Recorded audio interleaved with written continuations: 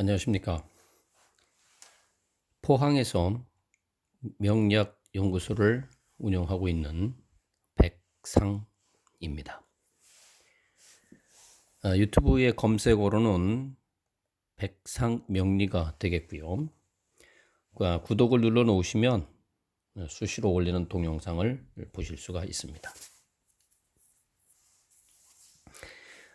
오늘의 10분 명리학은 10천간 중에서 9번째 해당되는 임수가 되겠습니다.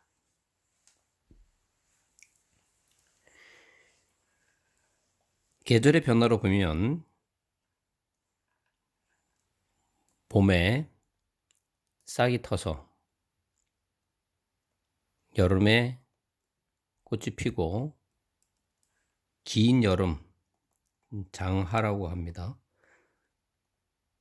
여름에 극단에 올라갔다가 다시 이제 떨어지기 시작해서 결실이 맺어지는 가을을 지나고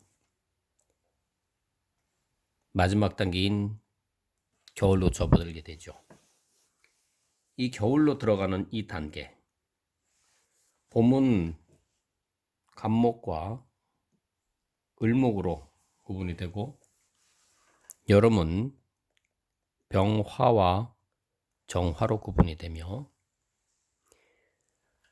여름과 가을을 넘어가는 중간에 지점에 무토로서 마지막 상승의 끝 단계에 기토에서부터 꺾이기 시작하는 기운이 음의 기운으로 내려가는데, 가을이 경금과 신금이라고 했습니다. 마지막 이제 겨울에 들어가는 걸로 임수가 되겠고, 또 음의 수인 계수가 있습니다. 오늘은 임수에 대해서 알아보도록 하겠습니다.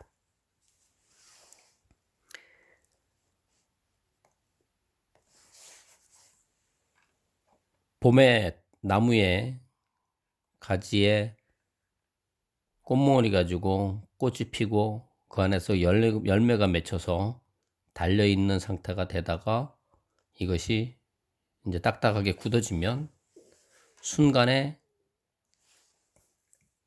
떨어져 나가는 그런 단계가 신금이라고 그랬습니다. 그래서 신금이 떨어지게 돼서 땅에 떨어져 있는 그런 모습이 이렇게 생기겠죠. 그러면 이렇게 생겼을 때에 이 안에 들어있는 모습에서 이제 그런 씨앗으로서 이렇게 이제 있다가 이것이 이제 살점이 다 이렇게 떨어져 나가게 되면 이게 과육이 떨어져 나가게 되면 이제 그 씨의 존재로 이렇게 남아 있게 되죠. 그래서 이 씨앗으로 갇혀져 있는 상태를 갖다가 결국은 씨앗으로 갇혀져 있는 상태를 요 모양을 본떠서 본 것이 이제 임수의 모양으로 상용화가 됐다고 보는 겁니다. 그래서 우리가 이제 볼 때 이 임수에 대한 부분들이 결국은 이제 어떤 그 양의 기운을 갖다가 이렇게 이제 가둬둔 상태, 기운이 갇혀 있거나 또는 씨앗이 이렇게 갇혀 있는 그런 상태를 얘기를 하는데, 이제 거기서부터 이제 하게 되니까 결국은 뭡니까? 이 씨앗이라고 하거나 기운이라고 하는 거는 만약에 이제 어떤 출발점으로 볼 때는 실질적으로는 이제 겉으로 드러나지 않았지만 시작의 단계로도 봅니다. 시작의 단계. 그래서 우리가 일반적으로 알고 있는 갑이라고 하는 부분들이 시작이라고 얘기를 합니다만은, 이제 나중에 이게 이제 지지에서 보면 이제 이게 갑목이 인목에 해당되는 부분이 되는데, 실질적으로 이제 인목이라고 하는 부분들이 봄의 시작으로지만 저 시작을 하기 위해서 이제 태동되는 양의 기운이 드러나기 시작하는 부분이 있는데, 그 양의 기운이 음에서 시작하는 거는 속에서 나옵니다. 나중에 이제 뭐 이렇게 주요 괴를 보면은 이제 전체적으로 그 음의 기운이 이렇게 상하로 이렇게 되어 있다가 비로소 양의 기운이 시작되는 거. 그래서 이때부터 이제 그 싹을 트는 이제 시작점이 된다. 이제 이런 논리로 해서 이제 주역에 그 자수가 나오는 이제 부분이 있는데, 일단은 이 임수, 천간의 이 임수가 이렇게 이 안에 이제 기운과 씨앗을 품고 있는 형태다. 라고 하는 겁니다. 그래서 이제 이런 부분들을 이제 우리가 시작을 한다 하는 이제 부분도 있고, 또 이제 다르게 해석을 하게 되면, 우리가 처음에 그 말씀을 드리기도 했습니다만은, 모든 그 생명체의 시작은 물이라고 했죠. 물입니다. 그래서 인간이 태어나는 것도 물에서 시작되는 거고요.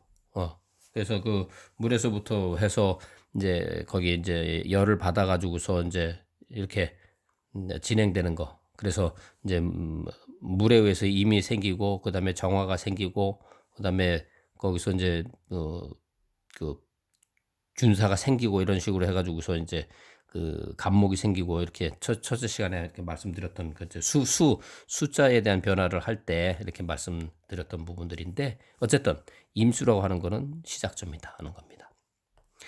또 다른 측면에서 보게 되면 임수라고 하는 거는 뭐냐면 큰 물을 얘기합니다.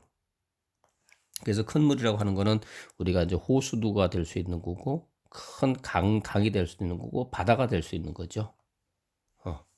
그래서 이제 이런 부분으로 또 봐서 이렇게 특성을 나타낼 수 있는 부분들이 있는데, 큰 물이라고 하는 건 뭡니까? 이렇게 강물이 이렇게 흐른다고 하는 얘기는 뭐냐면, 중간에 이렇게 그 작은 그 냇물이나 이런 부분들이 이렇게 한쪽에 모이죠. 이렇게 유입이 되지 않습니까?